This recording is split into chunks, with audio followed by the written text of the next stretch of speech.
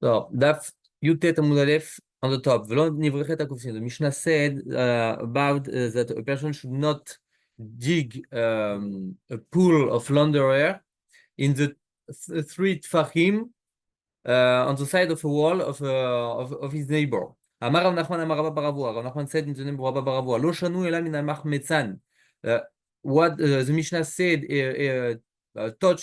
teach us, what the Mishnah teaches us is except the soaking pool, aval minan dian, but from the scrubbing pool where we are scrubbing the clothes, a distance of arba amot, we need 4 amot far from the wall of the neighbor.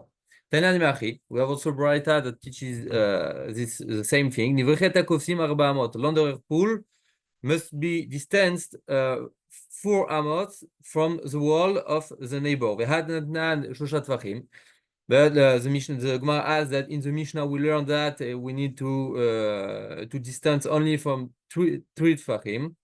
The Gemara says that we obviously we have to learn the same thing that Rav Nachman, that we talk about 2 things, the 2 parts of the Nivrechet HaKofsim of the launderers. One is the pool where the water is still, and one is the soaking, the scrubbing pool where we scrub the clothes. And some people just bring this an alternative version of this teaching in the shape of a contradiction.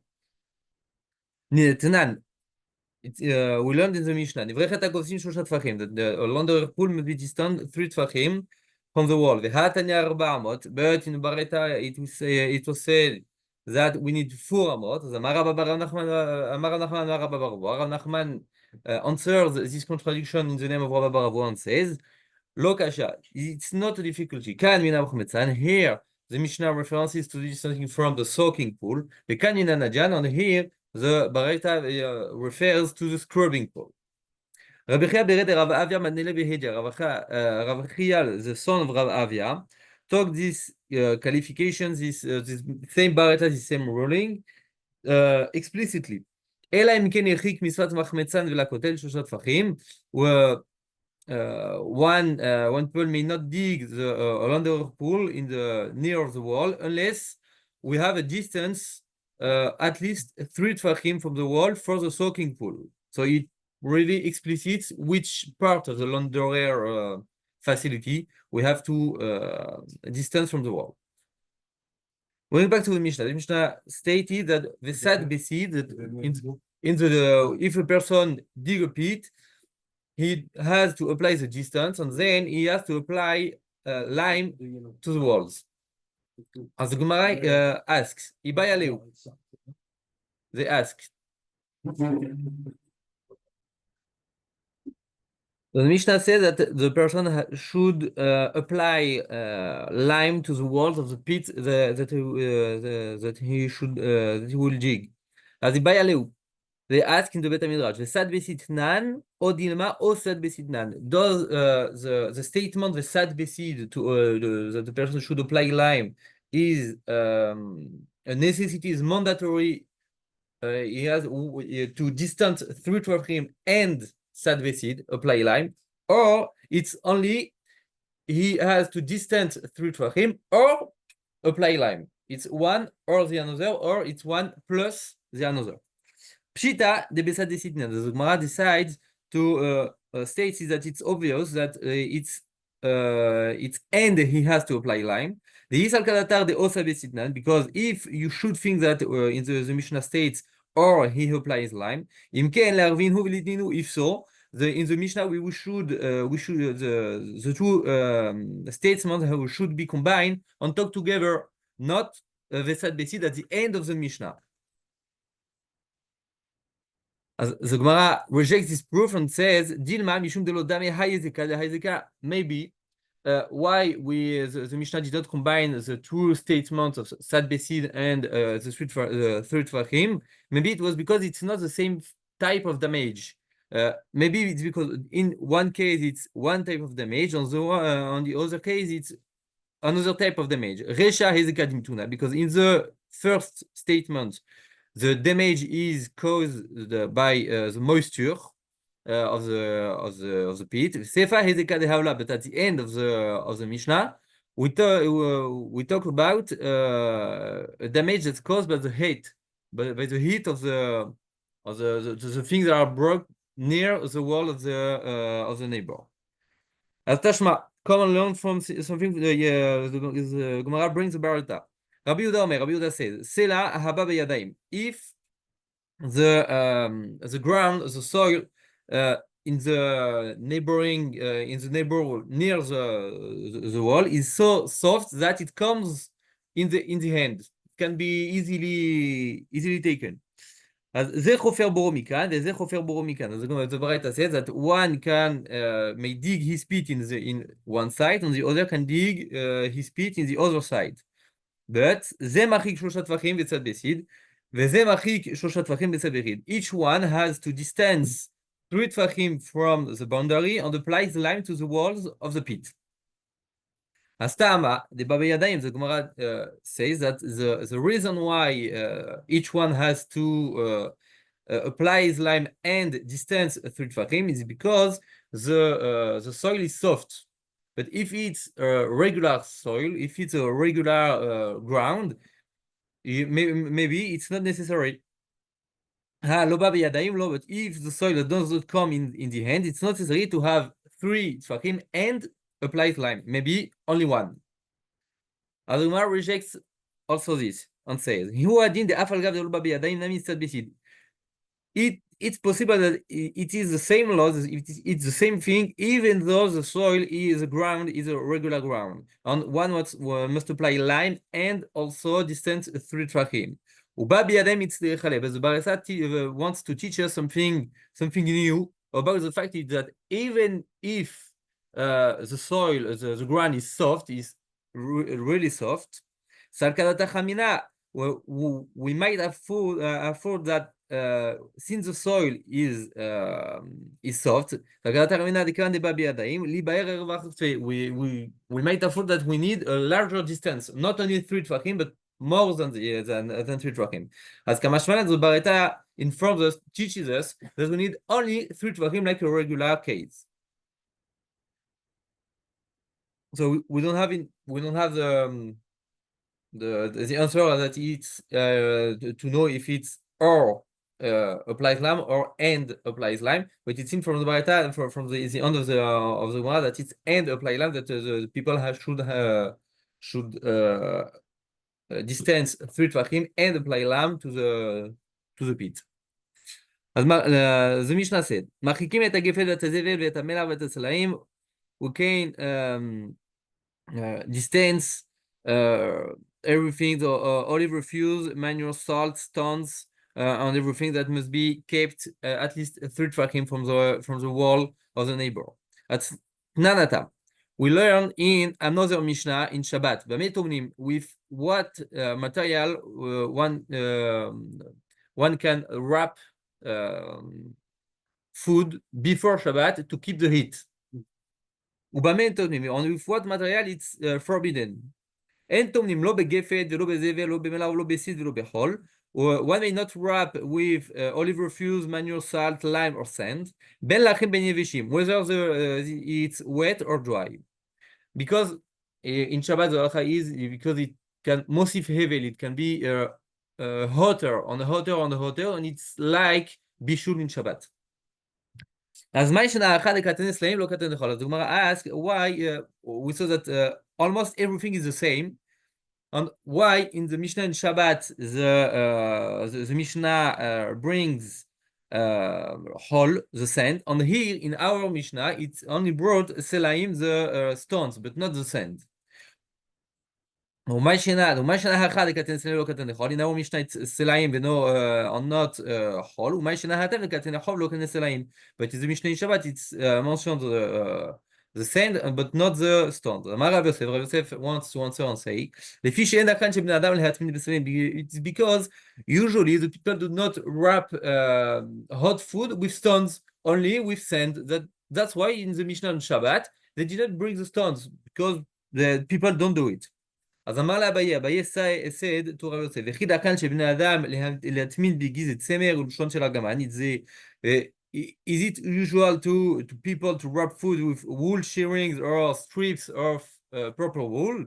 Usually not, but in the Barita, the Tanya, it's said in the Barita, תומנים בגדי צמר ובצליפי צמר ובלשון של ארגמן ובמוחין. One may wrap with wool shearing, comb wool, strips of purple wool, tuft of wool, everything that's people that don't usually use. And even though even though people don't usually use it, there are brought down in the Barita. So why the Mishnah does not bring down also the stones like in our Mishnah? But it's forbidden to move them in Shabbat. As Ela Amar Abaye brings another answer. Yagid alav reo, he brings a pasuk that said, Yagid alav reo, one shall light on the other that he is on his neighbor, as if to say. So Tana hachaselaim vehu adin yachol. In one of the Mishnah, the Tana teaches us about the stones, and we understand that it's the same thing for the sand. And Tana hatam chol vehu adin same, but in Shabbat. In the Mishnah of Shabbat, the Tana mentions the sand, and it's the same thing for the stones.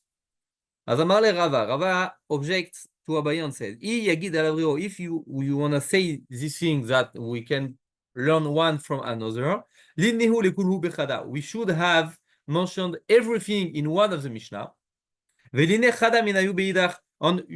And then you can mention only one of the two things in the other Mishnah. And then you can say that Yagid alav reo, that from the first Mishnah we see that everything is the same, and then in the second Mishnah also everything is the same. But here it's not the case, because here you have only one in one Mishnah, only the other in the other Mishnah. So you can't say that everything applies to the two of us, to the two of the things. The Lama Rava says and brings another answer. There is a reason that the Tana does not mention the stones in the Mishnah of Shabbat. Mishum because they can break the pots on everything that they put the food in. Because stones is harsh, so it can break the pot, and so people, it's not that usually they do not use it, it's that never use the selaim, the stones, to wrap food to keep the heat. Here in our Mishnah, there is a particular reason why the Tana does not mention the sand. It's mishum it's because the sand heats everything that is already warm, but also that it keeps cold everything that is already cold. So the sand doesn't have the same bad effect on the wall of the neighbor than every other thing that are mentioned in the Mishnah, because everything that is mentioned in the Mishnah is something that produce heat and then can damage the wall of the neighbor. But the sand, it's different. It depends on what it's under the sun. If it's something heat, it would keep the heat. But if it's something cold, it would keep the cold and it wouldn't produce heat, so it wouldn't damage the wall of the neighbor. So that's why the Mishnah doesn't forbid us to put sand less than 3 for him on the wall of the neighbor. As the Gemara asks a question to Rava. V'hatane Rabbi Oshaya chol.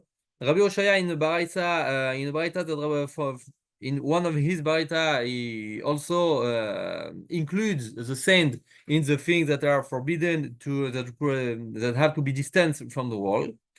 As the Gemara answers and says, Hatam bimtuna. Rabbi Oshaya is talking about wet sand, not only regular sand. As the Gemara asks and says, Tanajida, Tana should also have mentioned the wet sand. We would have said that the Mishnah is referring to wet sand. As Tanale Amatamayim, Gemara says, no, our Mishnah it's already written in our Mishnah that Amatamayim, an irrigation channel, does need distancing from the wall. So it's the same thing, irrigation channel, wet sand, it's something that is with a lot of moisture. It has to be distanced. So we don't need to add wet sand to the Mishnah. As the Gemara objects and said, "Atu milo katane amatama v'katanin v'chatakufsim." It's in the Mishnah we still have irrigation channel, but we also have the launderer pools. So we have multiple things that are with a lot of moisture. So why don't we add also wet sand? As the Gemara answers and says, no, anhu tzriche. We need to bring down the Mishnah Amatamaim also nivrechet hakofsim. Why? The itana amatamaim mishum digvia, because if the Tana mentioned only the irrigation channel, the amatamaim, we could have a thing that it's because the usage of this amatamaim, this irrigation channel, it's something is permanent. Aval nivrechet hakofsim de lugvia imalo, but a launderer pool that is just one time and then the other day it can be gone.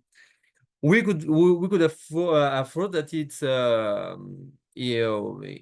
mutar because it's not something that is permanent, and it's only if it's here each day on each day on each day that it can cause damage to the wall. On the other side, if the Tana only mention the launderer pool, mishum de kavu v'kaime, we could maybe it's because the water is stagnant here in this pool, and that's why it can cause damage. Aval amat hamayim lo, but in irrigation channel where the water flows, maybe it can it will not cause the same damage. So the Gemara says sricha. So we need to teach the true things in the Mishnah, because each one has a side that could be eter, but we need to learn that it's asur. But we don't have to bring the wet sand, because the wet sand we can learn the wet sand from the other things that have a lot of moisture, like amat hamayim or nivrechet hakofsim. So the Mishnah said, we need to distance seeds on the plow from the wall. As Gemara asks, Zraim, why the Mishnah has to mention seeds? Chipokle, mishum acharesha, we can learn this, that from the restriction against the plow, because when you if you want to plant something, you have to use the plow before planting the seeds. So if the Mishnah says that we need that you can plow, you can use a plow in the 3 tfachim from the wall, then it's evident that you can plant the seeds. As the Gemara says, no, the Mishnah is talking about b'mapolet yad. In the case that one wants to plant seeds, but with his hand, not don't want to use a plow. As the Gemara has a reverse question now. Macharesha, why is the Mishnah mentioned that a plow must be distanced from the wall? We can just learn this from the restriction against seeds. As the Gemara answers and said, no, if one who plows for the trees, not for planting seeds afterwards. As the Gemara asks another question. Why don't we learn the restriction from the seeds, from the restriction from the prohibition against water?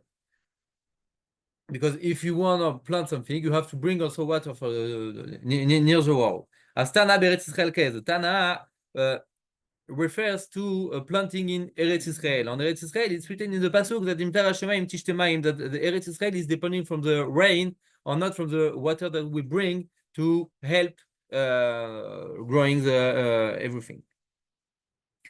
As the Gemara now asks something else and says, Lememra, Dizraim, Litzdadim Kamishtarche. It seems that the seeds would grow and spread the roots on the sides, because that's why the Mishnah said that it's forbidden to plant seeds in the side of a wall. But we learn in one Mishnah. Hamavrich et gefen ba'aretz. Hamavrich, the one we said, havracha. Havracha is to take a branch of of a tree and to plant it in the ground until this branch produce new roots, and then you cut it from the original tree. So you have two trees. Okay. So hamavrich et gefen ba'aretz, one who bent a branch of a vine into the ground. If we don't have 3 tfachim of soil above the branch that is in the ground, if we don't know, if we don't have shoshat tfachim, lo yavi zera lela, it's forbidden to plant seeds above this branch because it can be kilaim. Because 3 tfachim, it's like you just plant seeds on the gefen and it's kilaim. But we have a barita about this Mishnah that says, Aval zorea et hatzaddim elach ve'elach. We have it's mutar. We have the right to plant seeds on the sides of this wine that is in the ground.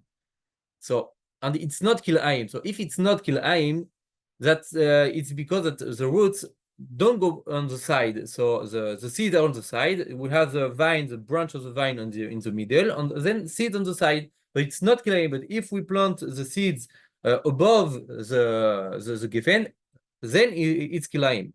So from this baraita we see that the roots don't go on the sides. Only in they stay in line with the original tree, original seed, and everything.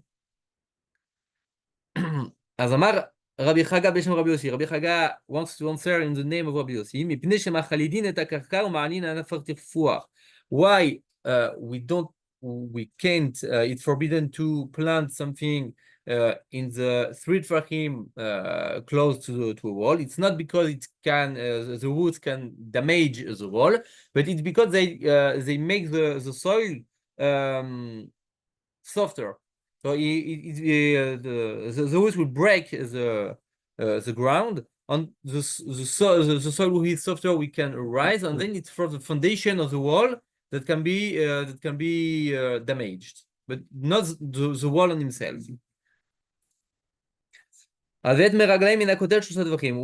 must distance urine 3 tfachim from a wall. As Amar Bava Batra Daf said, the person is permitted to urinate at the side of the wall of his fellow, because it's written in the pasuk,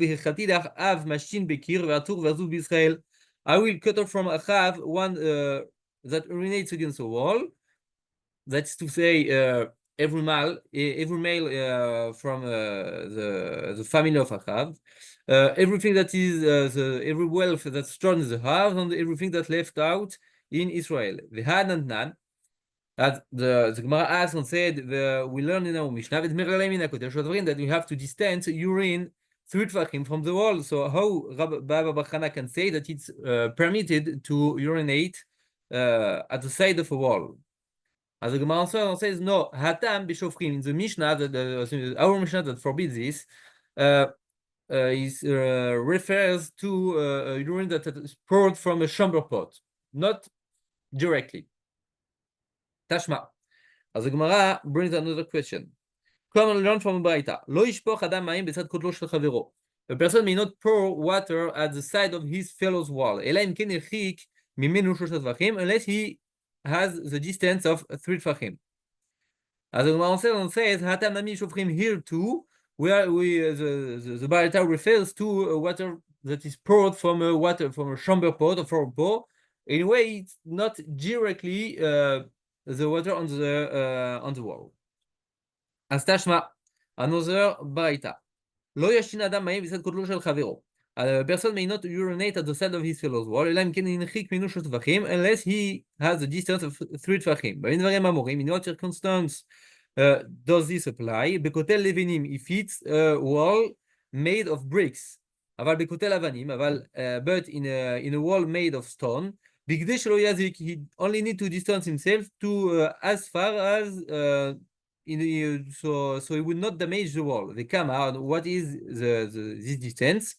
it's only tefach or tefach, v'shel tsuma, but if the wall is built with rocky ground, mutar, it's permitted to urinate right next to it because it's really solid and it won't be damaged by the urine. As the Gemara says, Siyufta de Rabba Bar Chana, it's a refutation to what Rabba Bar Chana told us, and it's Siyufta, yeah, indeed, it's a refutation of his view. As the Gemara asks and said, V'ha Rabba Bar Chana Krakam, Rabba Bar Chana brought down a pasuk to help him. So how the Barita can object, can refute a pasuk? As the Gemara answers and say, no, in the pasuk, the pasuk means something else. It means afilu mided darkele ishtonu bekir, even something whose practice is to urinate against the wall. I will not leave this thing to Achav, so I will destroy everything. And what is this thing that usually urinate against the wall? Kalba, it's dogs. That is to say that when the Navi talked to Achav about his destruction, it was he told him that even the dogs of Achav, I will destroy everything. So now the Gemara shifts to another thing. Amar Rabbi Tuvi Bar Kisna Bar Shmuel. Rabbi Tuvi Bar Kisna said in the name of Shmuel, Rakik eno mamed bachalon. A wafer, a really thin bread, does not reduce the size of the opening. We are talking about Tumat Ohel. So if there is a dead body in a room, and the room has windows, with everything that the window has to have a minimal size in order to block the tumah. So in the other way, if the window is little enough, it can block the tumah from going outside, and from metame to run to make impure the things that are in the window or in the other side. But if it's big enough, so the tumah can pass through the window, and everything that is on the window or in the other side can be impurified by this tumat ohel. So now the Mishnah, the Barita, the question is Barita is which kind of thing can reduce the size of this window and can be considered that part of this window to reduce this side and block the tumah. Okay. So rakik eno mamed bachalon, a wafer, so a very thin bread, does not reduce the size of this opening. So it's not only a window; it's because yeah, it's every opening. Like it can be a door, it can be everything. Because if we think that if the dead body can pass through this, then will maybe exceed the room through this opening, as everything it's all the way is already impure. As Ma'ira Rakik, the Gemara asked and said why Shmuel discuss a wafer. I feel even a thick bread, or not only a thin, does not reduce the size of the opening. Why? Because it's not the thick bread. It's not done to stay here. So it can be considered as part of this opening. As Lomi Bayakama, Shmuel formulates his statement according to the fact that it's no need to state the more obvious. Lomi Bayave, there is no need to talk about a thick bread. Why? Since this thick cake is fit to eat, that certainly we do not abandon it in the opening, and then we would take it at any moment. And that's why it does not reduce the size of the opening. But in a thin wafer, in a thin bread that is really soft and can be easily crumble. Yeah, not crumble, because we would put it in the opening on the wall, on the window or something, and it will be melochlach, clay. Non, il va être sali. Il va se salir. J'ai oublié le blanc. Comment tu dis qu'il va être sali en anglais? Dirty. Yeah, it would get dirty. So what we once he's on this wall on around everything, we won't want to eat it anymore. So we would abandon it. So maybe if we abandon it on this opening, we can say that he would stay there, and then he can reduce the size of the opening. So even though we could have think like that, Shmuel says that this thin wafer does not reduce the size of the opening. אז הגמרא asks, why Shmuel does not learn this, that the wafer is מקבל טומאה, can become tameh. וכל דבר שהוא מקבל טומאה אינו חוצץ, and we have a rule in everything that in the tumat met and tumat ohel and everything, we have a rule that any object that is susceptible to tumat that can at any moment become tameh, that everything like that cannot obstruct the passage of the Tumah, cannot block the passage of the Tumah.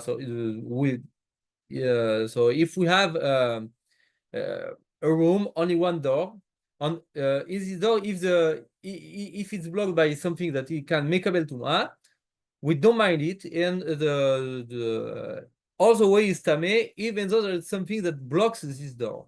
So here we can say the same, because usually everything that can be eaten is susceptible to be tameh. So why Shmuel has to teach us something else? Because it's thin or not thin, and it can be dirty, not dirty. Why? Basically, he could have said that it's because it can be mikabel tuma. As the Gemara answers and says, no, shenilash b'meperot. It's a wafer, or it's a bread that was made with fruit juice, not water, because only seven liquids that can transmit. It's not transmit tuma. It's if something has never touched one of these liquid, it can never be tameh from for everything that is ochel. But if even once in his life he touched this liquids, then even dry, it can be tameh. Okay, so it's not only transmit tumah; it's just that it gives the possibility to be tameh. Yeah, susceptible. Exactly. So if this bread was made with not with water but with fruit juice, so it can't be tameh. That's why Shmuel has it, even in a case like that, it does not reduce the size of the opening of the tumah. It does not block the tumah. As Metive, the Gemara brings a Mishnah to oppose Shmuel's view.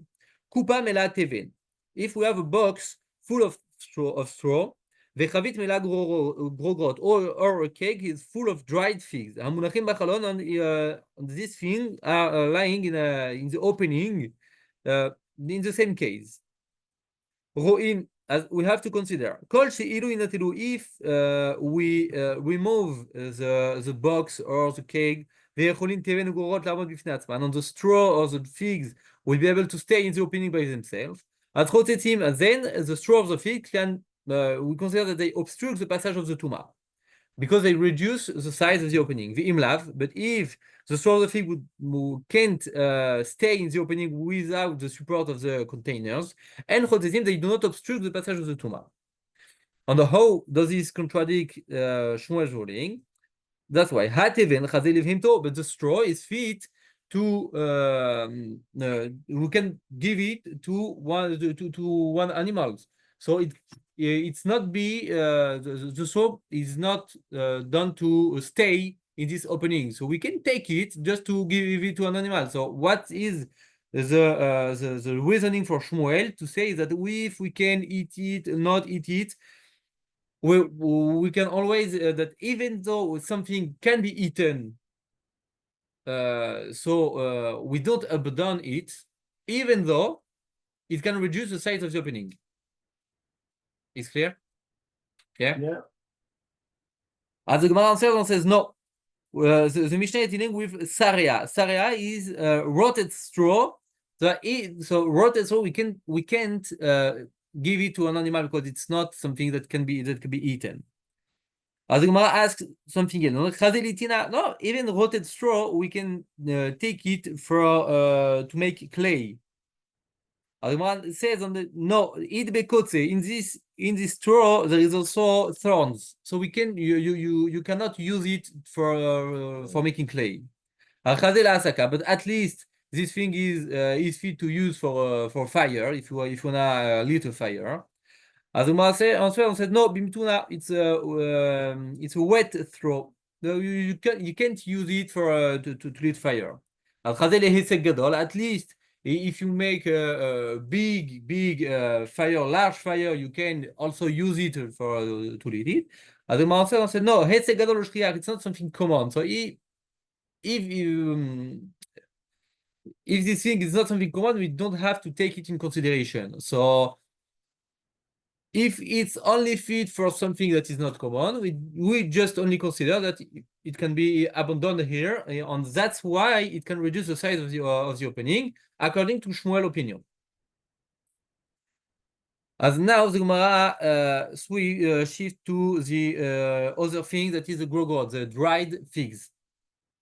Grogod, and it's the same type of question. The dried figs are fit to be eaten. So same question to Shmuel. As Amar Shmuel answered and said, no, Bishehit where the Mishnah deals with figs that are infested with worms, so no one would eat them.